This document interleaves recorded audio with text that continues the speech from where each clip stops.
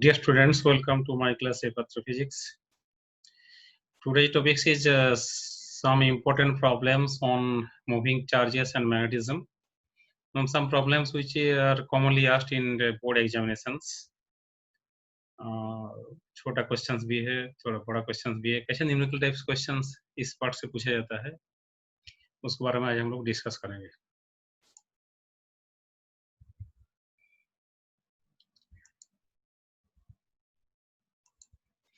Now, question number one, first question हम लोग, very simple one.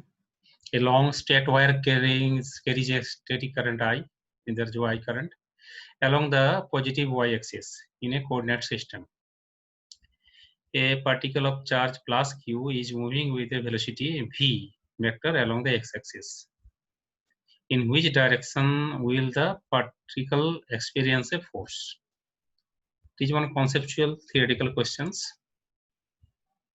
मतलब along the y-axis, positive y-axis current का direction से, और q charge particle that is moving along the x-axis with velocity v vector. तो ये किधर direction होगा पता ना है. फोर्स किधर मिलेगा, पर्टिकुलर डायरेक्शन ऑफ फोर्स. ये जो क्रॉस आप देख रहे हैं, एक एक क्रॉस मतलब एक एक फील्ड लाइन से. With the help of right hand grip rule we can find out the direction of magnetic field due to this current element, current carrying conductor. तो अगर हम लोग इसे राइट हैंड में ग्रिप में ले लेते हैं तो टिप ऑफ द फिंगर्स, अगर हम थंब जो होता है along the direction of the current, then tip of the fingers here, that is will be the perpendicular to the plane of the paper and inwards. तो इसको हम लोग cross cross in this way represent करते हैं. जो perpendicular होता है और इनवर्ड्स होता है हम लोग क्रॉस से रिप्रेजेंट करते हैं. तो हम लोग जानते हैं जो फोर्स एफ, जो मैग्नेटिक फोर्स होता है, magnetic Lorentz force Q into V cross B. अभी हम लोग का एक कोऑर्डिनेट सिस्टम में दिया हुआ है तो काम आसान हो गया. तो V हम लोग लिख सकता हूँ, V equal to V vector equal to V into I cap, क्योंकि अलॉन्ग द एक्स एक्सिस बता दिया गया है. और हम लोग ये पता लगा रहा हूँ जो बी वेक्टर का डायरेक्शन किधर होगा ना. ये एक्स वाई प्लेन में है पेपर, तो इसके साथ परपेंडिकुलर होता है, दैट इज जेड एक्सिस. तो perpendicular inwards means minus K, मतलब opposite negative direction of the Z axis. तो बी का वैल्यू इतना है. Now F is equal to Q into V cross B. तो Q into V into B, इसमें I cross, पहले we को लिखना ही है, आई क्रॉस माइनस के. तो आई क्रॉस माइनस के ऐसा होता है क्या, आई क्रॉस के माइनस की जो बात करेंगे तो वो होता है माइनस जे होता है. तो माइनस माइनस इसमें के हो, प्लस जे हो गया है.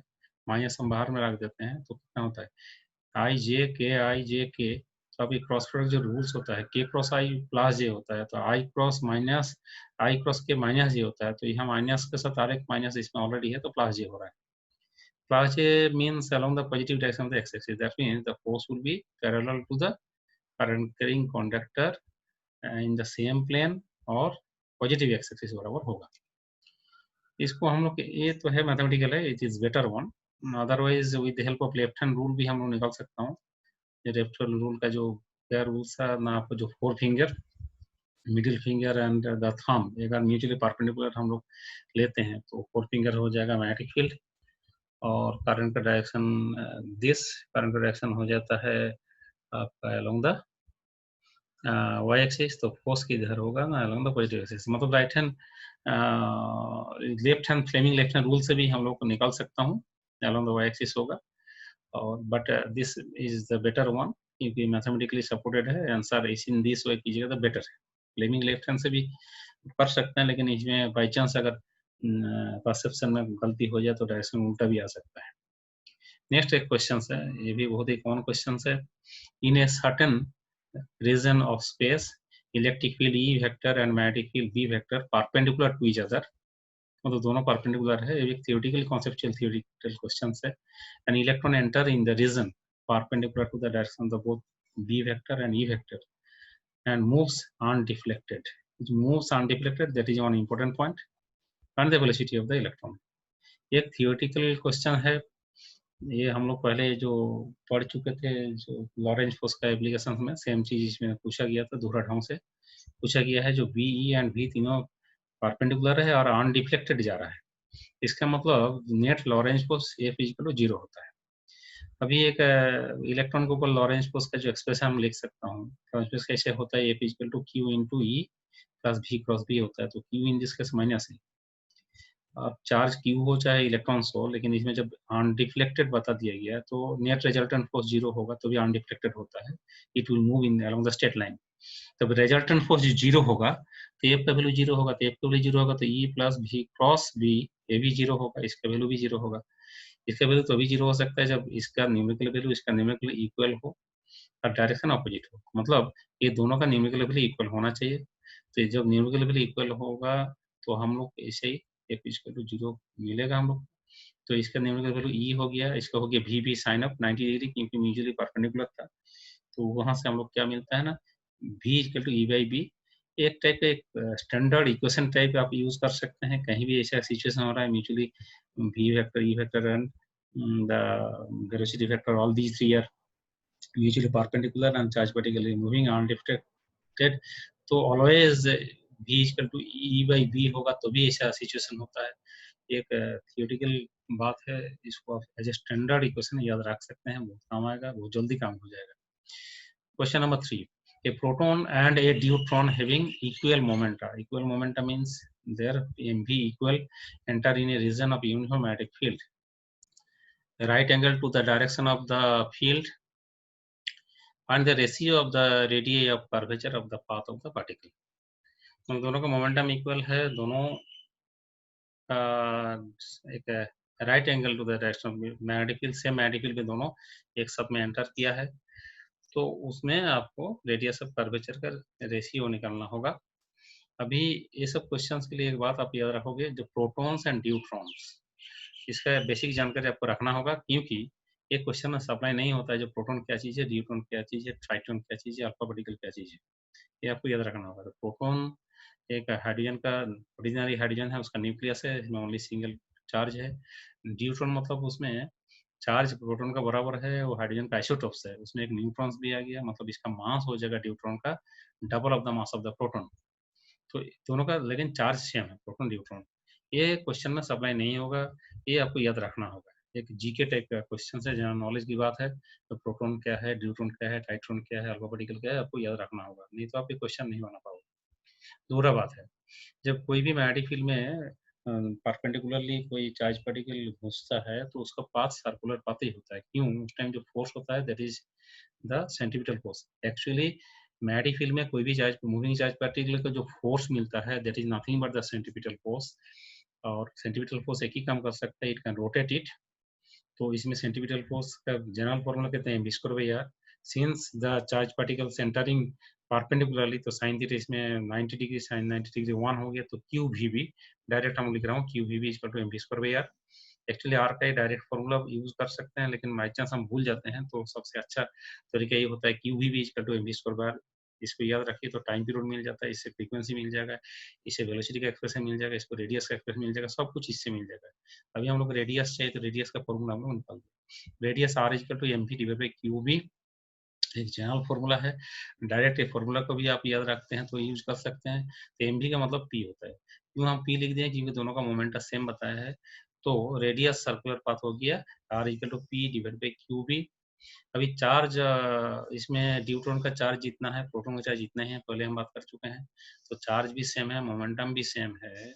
तो इसमें हम लोग यहाँ से क्या देख रहा हूँ, दोनों का मोमेंटम सेम है, चार्ज भी मतलब बी भी सेम है, दोनों के लिए सेम मैग्नेटिक फील्ड है, पी इज गिवन सेम, तो आर वेरिएज 1/q होता है, क्यू भी सेम आ गया, तो अल्टीमेटली हम वैल्यू यहाँ पुट भी कर देते तो भी रेशियो निकालते तो 1:1 होगा। मतलब इन दिस केस दोनों का radius of circular path same होगा, 1:1 रेशियो होगा। Another questions, a proton and an electron traveling along parallel paths enter a region of uniform magnetic field acting perpendicular to their paths। इसमें भी कि uniform magnetic field में perpendicular path, which of them will move in a circular path with higher frequency। मतलब अभी frequency की कहानी आ गया है, तो फ्रीक्वेंसी के फॉर्मूला को जाना को तो निकाल लीजिएगा, क्या है ना, प्रोटॉन और इलेक्ट्रॉन्स। तो प्रोटॉन इलेक्ट्रॉन साथ साथ दिमाग में आना चाहिए, प्रोटॉन के पास जितना पॉजिटिव चार्ज है, इलेक्ट्रॉन के पास इतना नेगेटिव चार्ज है। लेकिन प्रोटॉन बहुत ही ज्यादा मैसिव होते हैं इलेक्ट्रॉन से, प्रोटॉन का मास करीब 1840 times of the mass of electrons होता है। तो ये क्वेश्चन जो अभी डील कर रहे हैं ना, इसको थोड़ा सा पॉज करके इसको क्वेश्चन को दोबारा पढ़ोगे फिर आगे बढ़ोगे तो बेटर है, क्योंकि क्वेश्चन को समझना सबसे जरूरी है। क्वेश्चन नहीं समझने से पहले ही आप आंसर मत देखिएगा। तो एक्टिंग परपेंडिकुलर टू दिस, तो which of them move with circular path with higher frequency. हम पहले बताए ये फॉर्मूला एक बहुत ही एक इफेक्टिव फॉर्मूला है। इसको याद रखोगे तो हम टाइम पीरियड फ्रीक्वेंसी सब निकल सकते हैं। जैसे रेडियस निकल सकते हैं, टाइम पीरियड कितना होता है, two pi R divide by velocity V. फिर यहाँ पर आर का वैल्यू यहाँ पुट कर दिया जाए तो यहाँ पर ए हो जाएगा 2πm/क्यूब। एक ये भी एक स्टैंडर्ड फॉर्मूला है। अब डायरेक्ट फॉर्मूला अगर आपको याद है तो आप डायरेक्ट भी लिख सकते हैं सिंस दिस। अगर भूल गए हैं तो सबसे बेस्ट तरीका होता है इसी को याद रखिए, M B square by R equal to Q भी, क्योंकि यहाँ भी परपेंडिकुलर मतलब थीटा 90 डिग्री। तो इसमें 90 डिग्री हो चाहे नहीं हो, कोई एंगल के ऊपर डिपेंडेंट नहीं होता है। तो फ्रीक्वेंसी तो 1 by time period Q divide by 2πm। अभी बात होता है ये जो फ्रीक्वेंसी जो है ना, दोनों में तो चार्ज सेम है, तो मास के ऊपर मेनली डिपेंडेंट है। सेम चार्ज, मास डिफरेंट, तो जिसका मास जितना कम होगा फ्रीक्वेंसी ज्यादा होगा। तो हायर फ्रीक्वेंसी कौन जाएगा, मास प्रोटॉन और इलेक्ट्रॉन, इलेक्ट्रॉन का मास बहुत कम है, तो इसमें इलेक्ट्रॉन का फ्रीक्वेंसी बहुत ज्यादा होगा। तो अभी तक हम जो क्या देख रहा हूँ, एक ही फॉर्मूला को घुमा फिरा के यूज करते जा रहा हूँ। तो ये सब क्वेश्चन अपरेंटली सडनली आपको दिया जाए तो आपको हो सकता है हार्ड समझते हैं, लेकिन बहुत ही आसान है, फॉर्मूला बेस्ड क्वेश्चन है। याद रखने के लिए ये तरीका आप याद रखोगे, इसमें जस्ट फॉर्मूला आप जानते हैं तो ये सब चैप्टर का जो क्वेश्चंस होता है बेसिकली फॉर्मूला बेस्ड क्वेश्चन से ज्यादा पूछा जाता है। शॉर्ट क्वेश्चन है, बहुत आसान है, ये फॉर्मूला याद रखो। नेक्स्ट ऐसे ही एक कॉन्सेप्चुअल क्वेश्चन है। ये सब डिफरेंट कॉमन टाइप का क्वेश्चन है जो एग्जाम में पूछा जाता है, बोर्ड एग्जाम में पूछा गया है। A neutron, an electron and an alpha particles moving with equal velocities enter a uniform magnetic field going into the plane of the paper as shown. Trace their paths in the field and justify your answer. अब देख लीजिए alpha particle, neutrons and electrons. हम पहले भी एक बात बोल चुके हैं, अल्फा पार्टिकल क्या चीज है, इलेक्ट्रॉन क्या चीज है, न्यूट्रॉन क्या चीज है, ये आपको क्वेश्चन में नहीं बताया जाएगा, ये आपको जनरल नॉलेज है। तो अल्फा पार्टिकल के पास जो चार्ज होता है वो इलेक्ट्रॉन का जो चार्ज है न्यूमेरिकली उसका डबल होता है, लेकिन मास सबसे ज्यादा इसका होता है। प्रोटॉन का भी 4 टाइम्स होता है, न्यूट्रॉन का भी 4 टाइम्स मास होता है, जबकि इलेक्ट्रॉन का मास बहुत बहुत ही कम है। तो न्यूट्रॉन के पास कोई चार्ज नहीं होता है, मास होता है। अगर कोई चार्ज पार्टिकल नहीं है, इसके पास चार्ज ही नहीं है, तो हम न्यूट्रॉन बार में आंसर तो पहले दे सकता हूँ, जो it will experience no force. Charge particle होगा तो भी फोर्स मिलता है मैग्नेटिक फील्ड में, तो इसका कोई फोर्स ही काम नहीं कर रहा था, then it will move without any deflection, it will move along the straight line. Newton first law हम लोग पढ़ चुके हैं, laws of motion, जो when there is no force acting on it, it will move along a straight line with same velocity undeflectedly। तो सीधा ही निकल जाएगा, इसके बाद तो बहुत आसान है। अब ये जो है ना परपेंडिकुलरली घुस रहा है, तो इसमें जो ओनली सेंटीमीटर फोर्स ही काम कर रहा है, तो इसका पाथ होगा सर्कुलर, इसका पाथ होगा सर्कुलर। लेकिन इसमें जिस डायरेक्शन में फोर्स एक्सपीरियंस करेगा, फोर्स डिफरेंट डिफरेंट होगा, इसका फोर्स उल्टा डायरेक्शन में होगा। इसीलिए इसका जो ओरिएंटेशन होगा, मान लीजिए क्लॉकवाइज हो चाहे एंटी क्लॉकवाइज, इसका सिर्फ उल्टा होगा। तो ये आपको ड्रॉ करने के लिए बताया गया है। तो इसमें डायरेक्शन ऑफ द फोर्स भी हम लोग फ्लेमिंग लेफ्ट हैंड से निकाल सकता हूँ। फ्लेमिंग लेफ्ट हैंड रूल से हम निकाल सकते हो, डायरेक्शन फोर्स किधर होगा ना, इस साइड में होगा, इसका डायरेक्शन फोर्स इधर होगा, हम निकाल सकता हूँ, चाहे क्रॉस प्रोडक्ट रूल से भी निकाल सकते हैं। तो force on alpha particle and electrons are opposite to each other, क्योंकि एक पॉजिटिव चार्ज है अल्फा पार्टिकल, इलेक्ट्रॉन का नेगेटिव चार्ज है, और न्यूट्रॉन के ऊपर कोई फोर्स काम नहीं कर रहा है। हम अभी अभी निकाल चुके थे, रेडियस की बात करेंगे तो M P divide by Q into B. तो रेडियस कितना होता है, रेडियस किसको ऊपर डिपेंड करता है, चार्ज पार्टिकल और मास को ऊपर डिपेंड करता है। चार्ज पार्टिकल तो अल्फा का तो ज्यादा है, डबल चार्ज है, इसीलिए रेडियस कम होना चाहिए। लेकिन मास जो है ना very very larger than the mass of electrons. तो अल्टीमेटली जो आर का वैल्यू हम लोग ये फिगर देखें, जो मास ऑफ द इलेक्ट्रॉन बहुत ही कम है, अल्फा का मास बहुत ही ज्यादा है, तो रेडियस चार्ज ज्यादा होने के बावजूद भी चार्ज तो ओनली डबल है, लेकिन मास होता है 4 × 1840 टाइम्स, मतलब लगभग 7000 से भी ज्यादा टाइम्स ज्यादा है। इसमें डबल होने से क्या होगा, तो भी तो आपका 3500 गुना से भी ज्यादा है, तो इसका रेडियस बहुत ही ज्यादा होगा, इसका रेडियस कम होगा। इसका फोर्स इधर मिल रहा है तो इधर रोटेट करेगा, जैसे हम लोग देखा रहे यहाँ पर एक एंटी क्लॉकवाइज एक क्लॉकवाइज होगा, इससे रेडियस कम होगा। हम लोग इतना कम नहीं देखा है यहाँ पर दिखाने के लिए, लेकिन ये बहुत ही ज्यादा रेडियस होगा, इसका रेडियस कम होगा। तो अल्टीमेटली ये लॉजिक था क्यों ऐसे हो रहा है, लेकिन बेसिकली आप लोग को ड्रॉ करना था कैसा ड्रॉ होगा, इसमें लॉजिक भी है, लॉजिक थोड़ा सा दे दीजिए तो बेटर है। दैट डिपेंड्स अपॉन नंबर, कितना नंबर, 1 मार्क्स क्वेश्चन ना 2 मार्क्स ना 3 मार्क्स क्वेश्चन से 3 मार्क्स क्वेश्चन हो तो लॉजिक आपको देना ही होगा क्यों ऐसा हो रहा है। नेक्स्ट एक क्वेश्चन हम लोग आ जाते हैं। A long straight wire A B carries a current I, एक करंट इसमें आई जा रहा है, इधर देख लीजिए फिगर डायग्राम, और एक प्रोटॉन इधर मूव कर रहा है विथ वेलोसिटी v, दोनों के बीच में डिस्टेंस हो गया d। Proton positive charge particle, ये भी आपको पता रखना होगा क्योंकि पता नहीं जाएगा, चार्ज है उसके पास, पॉजिटिव चार्ज है। पॉजिटिव चार्ज पार्टिकल जिधर मूव करता है ना उसके इक्विवेलेंट करंट का डायरेक्शन सेम लेते हैं। इलेक्ट्रॉन जिधर मूव करता है करंट उसको उल्टा लेते हैं, लेकिन प्रोटॉन के लिए जिधर करंट चार्ज जाता है उधर करंट होता है। Proton p travels with speed v parallel to the wire at a distance d from it in a direction opposite to the current as shown in the figure. What is the force explained by the proton and in what is its direction? मतलब proton का force कितना मिलेगा, कितना मिलेगा। तो उससे पहले हम लोग को क्या पता लगाना होगा, तो मैग्नेटिक फील्ड इसके, ये जो करंट कैरिंग कंडक्टर के मैग्नेटिक फील्ड किधर है। तो magnetic field due to the current carrying wire perpendicular to the plane of the paper and downwards.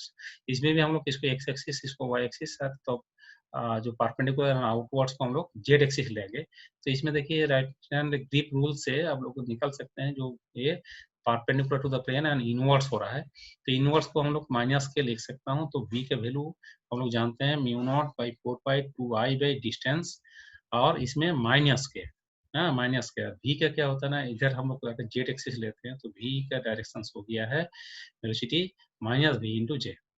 तो अभी हम लोग का जो फोर्स का जो फॉर्मूला होता है that is a vector is equal to Q into v cross b।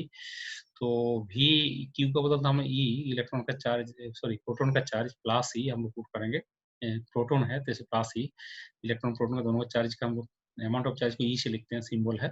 तो v क्रॉस b, तो v क्रॉस b पहले v को लिखिए बाद में b को लिखिए, माइनस में पहले से प्लस हो गया, इसमें माइनस इंटू माइनस पहले से प्लस हो गया, और जे पहले है जे क्रॉस के, तो जे क्रॉस के आई होता है, प्लस आई होता है, तो प्लस आई हो गया इधर।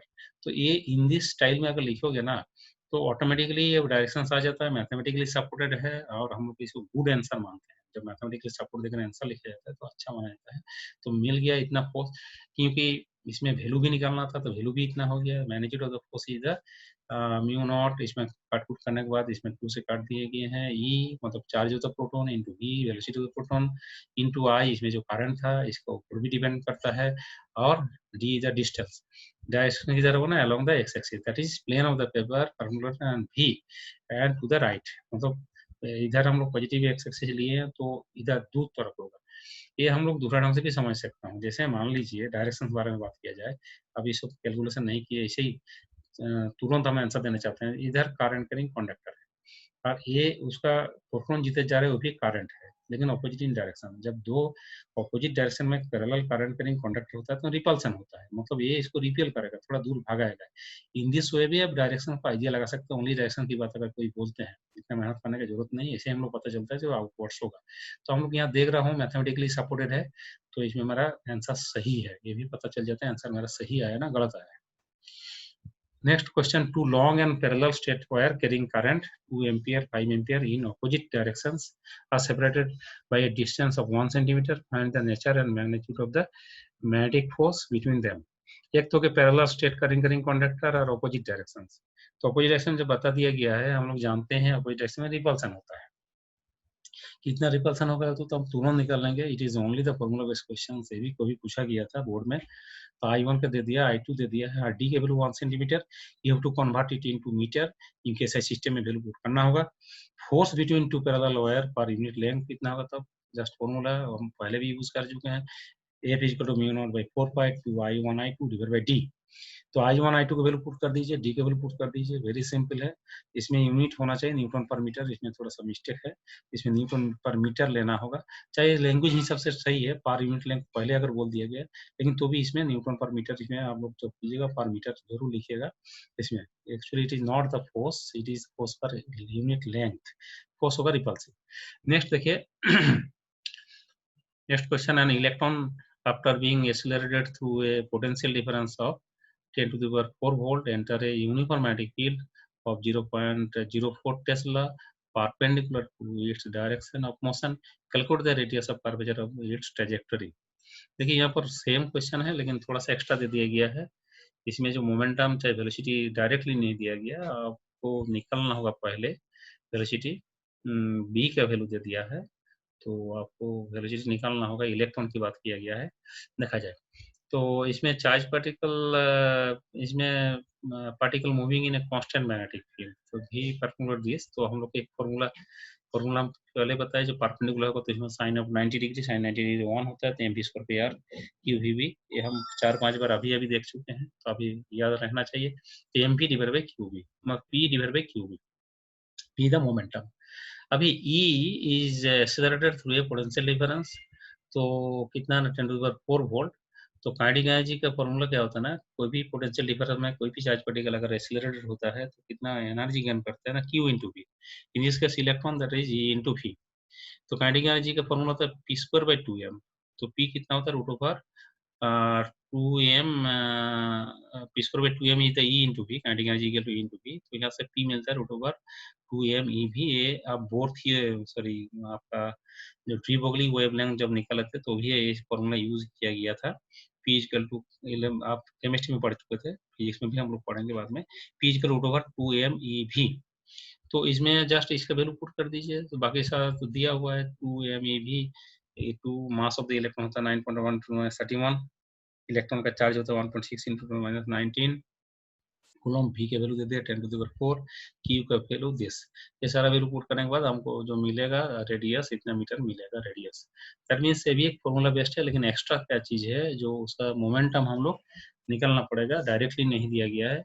ये भी क्वेश्चन पूछा गया था, जो इसमें इतना वोल्टेज में अगर एक्सेलरेट किया जाए तो इलेक्ट्रॉन का कितना मोमेंटम होता है। काइनेटिक एनर्जी के फॉर्मूला से हम लोग मोमेंटम निकाल लेते हैं, it is the kinetic energy into भी, वहां से पी इक्वल टू इतना मिल गया, वैल्यू पुट कर दीजिए। तो इतना तो आप पहले करोगे, इसके बाद डेटा दिया रहेगा कीजिएगा, नहीं तो कभी कभी इतना ही हम लोग छोड़ देते हैं। इसमें क्यू मतलब इसमें इलेक्ट्रॉन का ही चार्ज है, और इस में ई मतलब इलेक्ट्रॉन का चार्ज है, क्यू को। Next question, a wire AB is carrying a steady current 12 ampere and is lying on the table. Another wire CD carrying a 5 ampere held directly above AB at a height of 1 millimeter. Find the mass per unit length of the wire CD so that it remains suspended at its position when left free. Give the direction of the current flowing in CD with respect to that in AB. G के value दे दिया 10 metre पर second square. देखिए यहाँ पर current carrying conductor, इसमें जो है question क्या चीज है, क्वेश्चन है कि ए बी रखा हुआ टेबल के ऊपर और उसके ऊपर सी डी रखा हुआ है। तो ए बी में इसमें करंट दे दिया गया है, करंट दे दिया है ए बी 12 एम्पियर दे दिया है, और इसमें सी डी में 5 एम्पियर दे दिया है। और इसे कितना डिस्टेंस में रखा गया है ना, जस्ट 1 मिलीमीटर ऊपर में रखा गया, दिस हाइट, ये नीचे टेबल के ऊपर है। तो इस क्वेश्चन पूछा गया और स्टेटमेंट बता दिया गया जो बैलेंस हो गया, मतलब इसका जो वेट है ना, वेट है ये बैलेंस हो गया, अभी ये ऊपर में रहेगा, ये मतलब एक बैलेंस कंडीशन में है। अच्छा, ये बैलेंस कब हो सकता है, जब वेट और जो फोर्स दोनों इक्वल और अपोजिट हो। तो इसमें अगर दोनों का डायरेक्शन ऑफ करंट सेम होगा तो एट्रैक्शन जिधर है वेट इधर ही है, तो इसमें तो बैलेंस होगा नहीं, ये नीचे गिर जाएगा। इसका मतलब है ना, जो फर्स्ट आंसर है डायरेक्शन किधर होना चाहिए ना, दोनों को अपोजिट डायरेक्शन होना चाहिए। अगर ए बी इधर है तो सी डी उल्टा डायरेक्शन होना चाहिए, उल्टा डायरेक्शन होने से पॉसिबिलिटी बन सकता है, बनता है कैसे ना, वेट तो डाउनवर्ड काम कर रहा है, रिपल्सिव फोर्स उसका रिपल्सिव है तो आउटवर्ड काम कर रहा है इन दिस एग्जांपल। तो अगर ये रिपल्सिव और वेट दोनों इक्वल हो जाए तो हम लोग इसी इक्वेशन से निकाल लेंगे कितना मास पर यूनिट लेंथ होगा। Current carrying conductor attract each other if current flows in the same direction. If CD wire remains suspended above AB, then repulsive force is the weight. Repulsive force का formula for the कितना था, ये force per unit length था, mu naught by 4/2 I1 I2 by R. L is the length, अगर L length के लिए कितना होगा into L, that is equal to mg. mg मतलब इतना जो फोर्स है इसका मास mg को बैलेंस कर रहा है, L लेंथ का जो मास है। तो फिर आ रही द सेपरेशन, इसमें सेपरेशन का वैल्यू दे दिया है 1 मिलीमीटर, 10⁻³ मीटर। तो इसके बाद हम लोग को चाहे निकलना क्या ना, m बाई एल निकलना है, तो इसमें m बाई एल, तो g नीचे आ जाएगा, तो फॉर्मूला हो जाएगा mu naught by 4/2 I1 I2 divide by R into G. अभी इसका वैल्यू होता है 10⁻7 इंटू 2 इंटू, ये हो गया 12, I2 हो गया 5 डिवाइडेड बाई R के वैल्यू तो हम लोग 10⁻³ मीटर इंटू जी के वैल्यू 10 सप्लाई किया गया है, तो इतना kg पर मीटर हो गया। तो करंट कितना होगा ना, अपोजिट इन डायरेक्शन होगा। ये क्वेश्चन को उल्टा घुमा के पूछा जा सकता है, तो मास पर यूनिट लेंथ दे दिया तो करंट कितना होगा, डायरेक्शन कितना होगा, ये भी क्वेश्चन पूछा जा सकता है। नेक्स्ट एक क्वेश्चन है, a rectangular loop wire of size 2.5 into 4 centimeter carries a steady current of 1 ampere। इसमें देखिए, इसमें एक करंट कंडक्टर है ए बी, इसमें 2 एम्पियर करंट है, और इसमें 2 सेंटीमीटर दूर में रेक्टेंगुलर एक करंट करिंग लूप रखा गया है जिसमें 1 एम्पियर करंट है। इसका क्यू वर्क मतलब ब्रेथ हो गया 2.5, इसका लेंथ हो गया 4 centimetre, A B 4 centimetre. A it is given current kept near the loop as shown। if the loop and the wire are coplanar, ये दोनों एक ही प्लेन में, सारा चीज एक ही प्लेन में है। find the torque acting on the loop, and number 2 the magnitude and direction of the force on the loop due to the current carrying wire। तो इसमें इसके ऊपर टॉर्क कितना काम करेगा, नेट फोर्स कितना होगा। अभी इसमें एक चीज है, जो करंट कैरिंग लूप है तो एक मैग्नेटिक डाइपोल मोमेंट प्रोड्यूस करते हैं, तो किधर होता है ना, परपेंडिकुलर टू द प्लेन होता है, और इसमें मैग्नेटिक फील्ड, इसके लिए मैग्नेटिक फील्ड यहाँ पर होगा, वो भी परपेंडिकुलर टू द प्लेन होगा। मतलब क्या हुआ, जब torque on the loop tau is equal to I into A cross B.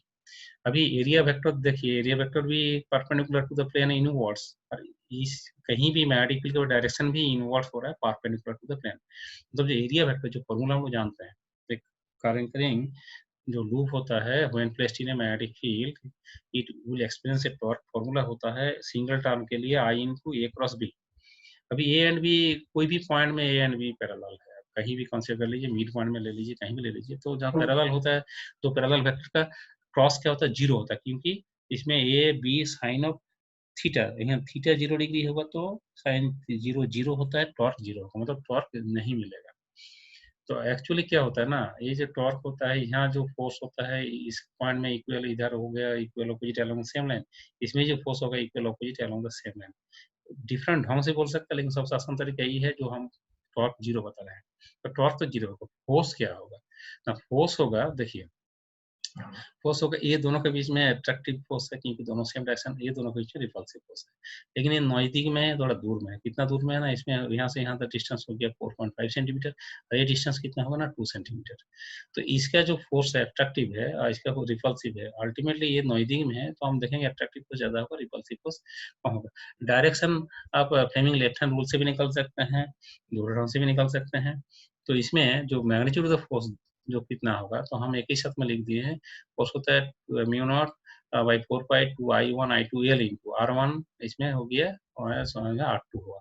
तो इसमें जो डिस्टेंस हो गया 2 सेंटीमीटर था, इसमें 4.5 सेंटीमीटर। तो ultimately this will be the force. ये फोर्स किधर होगा ना, फोर्स ऑफ एट्रैक्शन होगा, डायरेक्शन टुवर्ड द कंडक्टर होगा, क्योंकि इसका जो वैल्यू अट्रैक्शन फोर्स ज्यादा है और रिपल्सिव फोर्स दूर में है तो कम होगा, तो रिपल्सिव से अट्रैक्टिव ज्यादा होता है, नेट जो फोर्स होगा अट्रैक्टिव हो टुवर्ड this one। तो force on Q1 and SP are equal and opposite, so net force on this side से 0।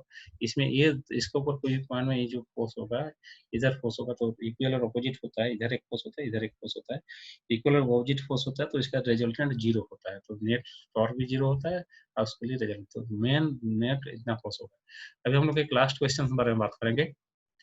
ये क्वेश्चन देख लीजिए, फिगर डायग्राम बहुत क्लियर हो रहा है। There are 3 current carrying conductor, इसमें I करंट इधर जा रहा है, 2 में उसको उल्टा अपोजिट डायरेक्शन में करंट है, 3 में इधर अपोजिट डायरेक्शन। इसमें I करंट हो गया 3I and 4I। There are 3 current conductor. Distance हो गया फर्स्ट और सेकंड के बीच में R डिस्टेंस, सेकंड और थर्ड के बीच में 2R distance. The figure shows 3 infinite long straight parallel current carrying conductors. Find the magnitude and direction of the net magnetic field at point A lying on conductor 1। मतलब इसके ऊपर कोई point में इसका मैग्नेटिक फील्ड कितना है निकालो, यहाँ पर ना इसके लिए मैग्नेटिक फील्ड होगा, इसके लिए मैग्नेटिक फील्ड होगा, दोनों के लिए मैग्नेटिक फील्ड होगा, रिजल्ट कितना निकालना है, क्योंकि अपना खुद के लिए मैग्नेटिक फील्ड 0 होता है on the same line of the conductor. तो जो मैग्नेटिक फील्ड होगा तो सेकंड के लिए, थर्ड के लिए होगा। और एक क्वेश्चन पूछा गया magnetic force on a conductor 2, मतलब 2 कंडक्टर में सेकंड कंडक्टर पर यूनिट लेंथ कितना मैग्नेटिक फोर्स होगा। तो ये दोनों के बीच में देखिए, ये दोनों के बीच में जो फोर्स होगा दैट इज द रिपल्सिव, और ये दोनों के बीच में भी रिपल्सिव फोर्स होगा क्योंकि ऑपोजिट डायरेक्शन जा रहा है, ऑन द प्लेन होगा, रिपल्सिव होगा। आप लेफ्ट हैंड से भी डायरेक्शन निकाल सकते हैं। आसान तरीका होता है, जो पैरेलल होगा, सेम डायरेक्शन होगा तो अट्रैक्टिव होता है, ऑपोजिट होता है रिपल्सिव होता है। तो 2 क्वेश्चन इसमें पूछा गया। पहला क्वेश्चन के लिए हम लोग क्या करेंगे, देखिए इसको अब राइट हैंड ग्रिप में ले लीजिए, तो इसके लिए जो फील्ड होगा ये पॉइंट में, तो इनवर्ड्स होगा, मतलब अंदर तरफ है। और इसके लिए जो फील्ड होगा, देखिए राइट हैंड ग्रिप में ले लीजिए, thumb along the direction of the current, तो इसके लिए जो फील्ड होगा ये पॉइंट में आउटवर्ड्स होगा। कितना होगा, तो सिंपल फॉर्मूला है, तो B2 इसके लिए सेकंड के लिए वहां पर जो ये मैं फील्ड B2 बता रहा हूँ, और थर्ड के लिए B3 बताएंगे, तो B2 कितना होगा ना, μ0/4 2 इंटू I1, इसमें 2 इंटू 3I, मतलब इसके लिए current 2 into I divide by R distance, that is μ0/4 6I/R into the plane of the paper, मतलब perpendicular to the plane paper and inwards into the plane of the paper। लेकिन दोहरा के लिए देखा out, दोहरा के लिए कितना होगा, B3 बता रहा हूँ μ0/4 2 इंटू करंट कितना 4I डिवाइड बाई डिस्टेंस कितना यहाँ से यहाँ तक 2 और plus R, total distance 3 R distance, तो μ0/4 ऊपर में हो गया 8I/R out of the plane of the paper. अब ये दोनों वैल्यू, एक हो गया μ0/4 6I/R और दूसरा हो गया 8I/3R, तो वैल्यू इसका वैल्यू ज़्यादा है, ज़्यादा वैल्यू होगा तो जो नेट वैल्यू होगा तो B2 माइनस B3 होगा और इनटू द पेपर होगा। तो इसमें μ0/4 दोनों माइनस कर दीजिए, that is the answer, μ0/4 common ले लीजिए, that is the 10I/3R into the paper. तो एक तो मैडिकल यहाँ पर निकल गया। अभी हम लोग इसके ऊपर सेकंड के ऊपर force given by the first और गिवन बाय द थर्ड, दोनों मिलकर का नेट फोर्स किधर होगा देखा जाए। तो इसके लिए ये जो इसको अपना तरफ इधर से दूर भागा रहा है, ठेल रहा है और 3 को भी ये तरफ दे रहा है, कौन ज्यादा होगा देखा जाए। तो इसमें मैग्नेटिक फोर्स पर unit length of the wire 2, तो इसके लिए जो है हम एक तो क्लास बता रहा हूँ फर्स्ट के लिए, मान लीजिए इसमें तो 2I1 I2 divide by R, तो I1 हो गया है और 3I हो गया सेकंड का करंट इनटू R। इसके लिए फिर हम इसको इधर जो डायरेक्शन को प्लस अगर बोले, जो फोर्स दे रहा है इधर, ये जो फर्स्ट जो सेकंड को फोर्स दे रहा है तो हम इधर बोले, इसका वैल्यू कितना होता है ना, μ0/4 2I1 I2 हो गया I2 हो गया 3I डिवाइड बाई डिस्टेंस।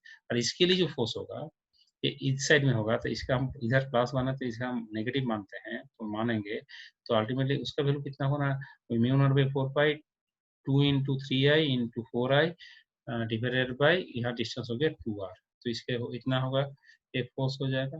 तो इसमें डिवाइडेड 2R, तो कैलकुलेशन करना पड़ता है कि नेगेटिव आ रहा है, नेगेटिव आ रहा है, नेगेटिव मतलब इधर ही डायरेक्शन होगा अल्टीमेटली, मतलब ये रिपल्सिव फोर्स थर्ड जो सेकंड को दे रहा है वो ज्यादा है, तो साइड में डायरेक्शन होगा, नेगेटिव होगा। Hence A is equal to 3/2 μ0I² divided by IR in the direction of wire 1। तो ये कौन ज्यादा है थोड़ा देख करके अंदाजा लगाओगे जो किधर डायरेक्शन हो रहा है। इसमें तो माइनस आ ही रहा है, इसको हम प्लस माने तो इसका डायरेक्शन माइनस माने अल्टीमेट माइनस हो गया, तो इधर मिल रहा है। इसे कुछ सैम्पल प्रॉब्लम्स था, इंपॉर्टेंट और ओपनली आस्क्ड क्वेश्चंस था। ऐसे टाइप सिमिलर क्वेश्चंस आप पूछते रहता है, एक कलेक्शन था, इसको तो आप कर लीजिएगा।